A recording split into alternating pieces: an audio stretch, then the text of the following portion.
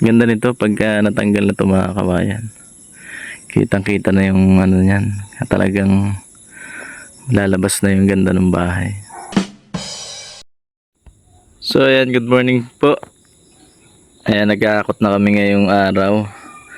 At nakatapos na tayo dito sa Kabinte. Ayan o. Ayan, grabe ang ganda ng view dito.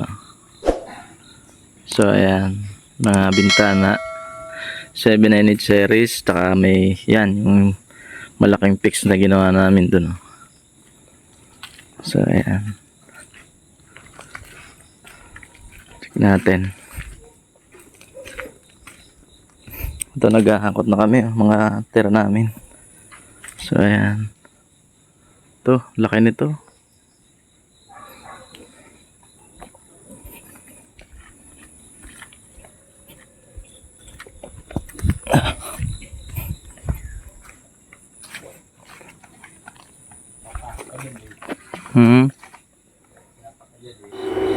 Ang amin pong ginamit na materialis dito, doon sa railing nilagyan namin ng stainless yung ibabaw. Saka namin nilagyan ng tempered glass. Tapos ginamitan natin ng clip, yung glass clip na malaki sa ilalim. Tapos yung mga sliding door naman natin ay 900 series na 2 peraso na apatan. Tapos merong isang apatan din na sliding door na 798 series. Tapos yung mga window 798 series lahat yung ating mga window with screen. Okay?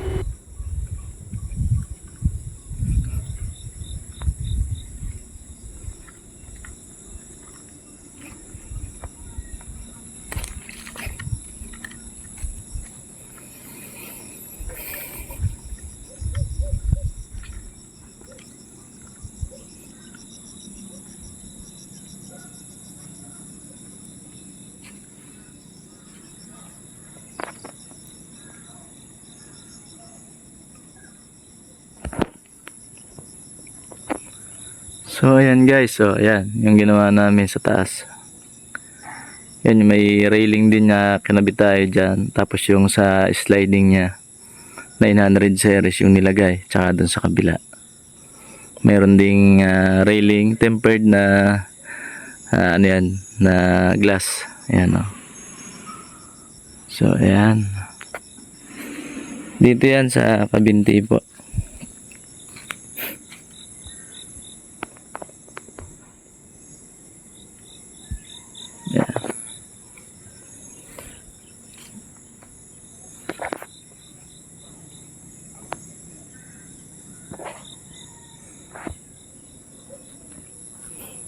Hindi pa lang tinatanggal yung mga kawain kasi nagpipintura pa yung iba. Pinipinturahan pa. So ayan, kami tapos na ng mga salamin. Ayan. Karaos na, halos 1 buwan mahigit na aming ginagawa. Ito, nakatapos na tayo. Thank you kay ma'am. Salamat kay ma'am Michi. Ayan, salamat po sa tiwala ma'am. Ganon din kay sir. So ayan, ganda nito pagka natanggal na ito mga kawayan. Kitang kita na yung ano niyan.